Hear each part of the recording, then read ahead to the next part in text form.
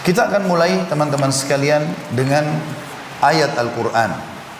Dalam surah As-Sajdah ayat 7, Allah subhanahu wa ta'ala berfirman, A'udhu billahi minasyaitanir rajim, Alladhi ahsana kulla syai'in khalaqa. Allah telah membuat bagus, indah, sempurna segala sesuatu yang Dia ciptakan. Langit, kalau kita lihat, mata kita dalam surah Al-Mulk diceritakan oleh Allah, Allah telah menciptakan langit 7 lapis. Dan setiap kali engkau memandangkan matamu ke langit, maka engkau tidak akan pernah menemukan celah kekurangannya. Kalau malam, kelihatan bintang-bintangnya dengan keindahan. Kalau siang, terang seperti benderang sekarang. Begitu juga dengan di bumi, berapa banyak yang Allah ciptakan yang sangat indah. Kalau kita perhatikan harimau dengan loreng pakaiannya atau kulitnya, sampai manusia menjadikannya sebagai sebuah simbol militer, maka kita lihat indah sekali ukiran-ukiran di kulitnya itu. Kalau tidak ada pencipta, bagaimana bisa seperti itu? Rusa, ikan-ikan, dan banyak contoh-contoh yang lainnya. Mungkin yang sering kita lihat dalam keseharian ayam, kalau ayam jantan, warna-warni, ada orange, ada biru, ada hijau. Siapa yang menata semua itu? Allah subhanahu wa ta'ala mengatakan, aku telah menciptakan semuanya dan aku sempurnakan itu. Menunjukkan ada sesuatu keindahan yang Allah sedang titip pesan di situ. Juga dalam firman Allah yang lain, menceritakan tentang kita pribadi. Bagaimana Allah meletakkan alis seperti ini, 2 mata, ada bulu matanya, posisi rambut, dahi, pipi, badan, semuanya ini, dada, perut, posisi yang tepat, jari-jari yang 5, sehingga sangat indah kelihatan. Allah berfirman dalam surah At-Taghabun ayat 3, A'udzu billahi minasyaitonir rajim. Khalaqas samawati wal arda bil haqqi wa sawwarakum fa ahsana suwarakum. Artinya, Dia Allah yang telah menciptakan langit dan bumi dengan tujuan yang benar supaya kita mengenal Allah. Dia membentuk rupa kalian wahai manusia, lalu membaguskan dan menyempurnakan rupa-rupa kalian. Kita nggak bisa bayangkan teman-teman kalau kita manusia matanya cuma 1 di tengah-tengah, atau hidungnya di posisi tempat kupingnya dan kupingnya di posisi pipinya, maka tidak akan seindah dan sebagus apa yang sebenarnya yang sudah Allah ciptakan seperti sekarang. Juga dalam surah Al-Kahfi ayat 7 Allah berfirman, A'udzubillahi minasyaitonir rajim, Inna ja'alna ma'alal ardi zinatan laha. Al-ayah. Sesungguhnya kata Allah, kami telah menjadikan apa yang ada di bumi sebagai perhiasan baginya. Kalau kita bisa tata taman di pekarangan rumah kita dan kita merasa indah, itu cuma sebagian kecil yang kita bisa tata. Kalau diambil gambar dari atas helikopter atau pesawat, mungkin kebun-kebun, hutan yang luas tertata dengan begitu rapi, dan sekian banyak contoh-contoh warna-warni yang Allah ciptakan dari buah-buahan sebagai perhiasan. Orange berwarna seperti itu, kemudian pisang warnanya kuningnya seperti itu, anggur warnanya seperti itu, dengan bentuknya, dengan cita rasanya. Bahkan subhanallah, kadang-kadang manusia tidak menyadari masalah itu. Mereka pada saat melihat seorang pelukis bisa melukis buah-buahan seperti aslinya, misal ditata anggur, apel, mangga, pisang, lalu dia bisa lukis seperti itu. Kebanyakan orang hanya sibuk memuji si pelukis, padahal lukisan pelukis itu hanya menciplak buah-buah itu dan tidak bisa dirasa buahnya. Kita lupa sesuatu yang lebih besar di depan mata kita. Pisang itu warnanya alami, kuningnya seperti itu, dan sangat indah. Mungkin karena hampir tiap hari kita lihat, maka kita tidak melihat keajaiban penciptaan Allah di situ. Dengan cita rasanya, dengan lembutnya, dan sekian banyak buah-buahan dengan warna-warninya.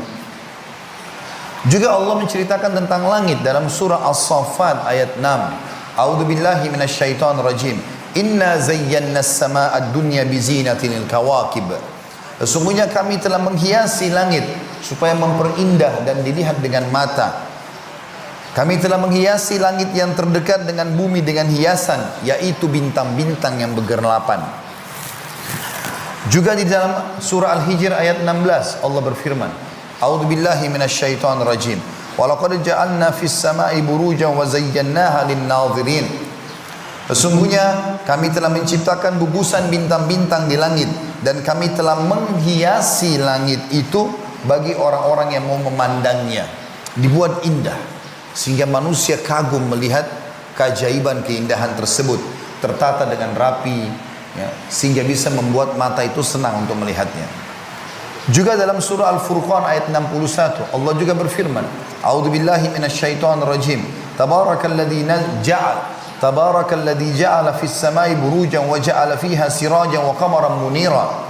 Maha suci Allah yang telah menjadikan di langit gugusan-gugusan bintang, dan Dia Allah menjadikan juga padanya matahari dan bulan yang bercahaya. Allah Subhanahu wa taala juga menjelaskan kepada kita manusia, setelah menjelaskan bumi secara umum, langit, Allah juga menyinggung kita manusia, termasuk pakaian-pakaian yang kita gunakan. Disebutkan dalam Al-Quran, dalam surah Al-A'raf ayat 26, A'udzubillahi minasyaitonir rajim. Ya bani Adam, qad anzalna 'alaikum libasan yuwari sawatikum warisha. Wa libasut taqwa dzalika khair. Dzalika min ayatillahi la'allahum yadhakkarun. Yang artinya, hai anak Adam, sesungguhnya kami telah menurunkan kepadamu pakaian untuk menutupi auratmu dan pakaian indah untuk perhiasan. Artinya Allah buat kita suka dengan warna tertentu, dengan jenis kain tertentu, dengan bentuk tertentu, mungkin sekarang dengan merek tertentu, itu semua masuk dalamnya. Dan pakaian takwa yang menutup aurat sesuai dengan yang Allah perintahkan, itu yang paling baik. Yang demikian itu adalah sebagian dari tanda-tanda kekuasaan Allah. Mudah-mudahan mereka selalu ingat. Jadi pakaian kita saja dan kita merasa nyaman dengan pakaian tersebut, indah kita melihatnya, orang lain juga melihat indah, tanda-tanda kekuasaan Allah Subhanahu wa taala. Ini bagian dari syariat. Juga Allah Subhanahu wa taala menyuruh kita untuk menikmati pakaian yang bagus, makanan dan minuman yang sehat dan berkualitas.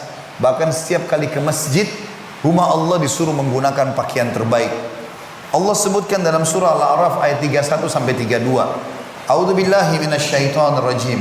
Ya bani Adam, khudhu zinatakum 'inda kulli masjidin wa kulu washrabu wa la tusrifu. Innahu la yuhibbul musrifin. Qul man harrama zinatallahi allati akhraja li'ibadihi wat-tayyibati minar rizq. Qul hiya lil ladzina amanu fil hayatid dunya khalisatan yaumal qiyamah. Kadzalika nufassilul ayati liqaumin ya'lamun. Hai anak Adam, pakailah pakaianmu yang indah. Garis bawahi kalimat ini. Ini firman Allah, kekal dibaca oleh yang beriman sampai hari kiamat. Hai anak Adam, pakailah pakaianmu yang paling indah di setiap memasuki masjid. Makan dan minumlah dan jangan berlebih-lebihan. Sesungguhnya Allah tidak menyukai orang yang berlebih-lebihan. Katakanlah hai Muhammad kepada orang-orang kafir itu, siapakah yang mengharamkan perhiasan dari Allah yang telah Dia keluarkan untuk hamba-hambanya, dan siapa pula yang mengharamkan rezeki yang baik? Artinya Nabi Muhammad SAW disuruh katakan kepada orang-orang Quraisy yang mengatakan bahwasanya orang beriman itu jadi susah hidupnya, orang beriman itu jadi kotor dan seterusnya. Katakan kepada mereka, mana buktinya? Allah nggak pernah mengharamkan bagi orang beriman untuk berpenampilan yang bersih, yang rapi, memiliki prestasi dunia yang tertinggi. Islam menyuruh kita menjadi orang yang sempurna, baik itu dari sisi penataan diri kita, perawatannya, begitu juga dengan mendapat prestasi dunia dari, kalau zaman sekarang, titel akademik, prestasi jabatan, pendapatan yang halal, semuanya dibolehkan. Islam tidak pernah membatasi harta. Islam hanya memberikan sebuah syarat pensucian harta, yaitu zakat. Dan zakat juga hanya setahun sekali dari harta dan cuma 2,5% saja. Dan dikatakan, katakanlah hai Muhammad, semua itu disediakan untuk orang-orang beriman dalam kehidupan dunia, dan khusus buat mereka nanti pakaian, makanan, minuman, kenikmatan, istana yang mewah segala macam di akhirat, di hari kiamat. Karena orang kafir hanya menikmati di dunia, di akhirat mereka tidak akan dapat itu. Demikianlah kami menjelaskan ayat-ayat kami bagi orang-orang yang mau mengetahuinya. Juga Allah Subhanahu wa taala menyebutkan tentang hewan-hewan tunggangan, kuda ya, atau yang lainnya. Mungkin ada juga orang memelihara hewan ternak, maka ada keindahan tersendiri yang mereka nikmati di situ. Dan memang Allah sebutkan di dalam Al-Quran. Juga sama, firman Allah kekal dalam Al-Quran. Allah sebutkan dalam surah An-Nahl ayat 5 sampai ayat 8. A'udzu billahi minasyaitonir rajim.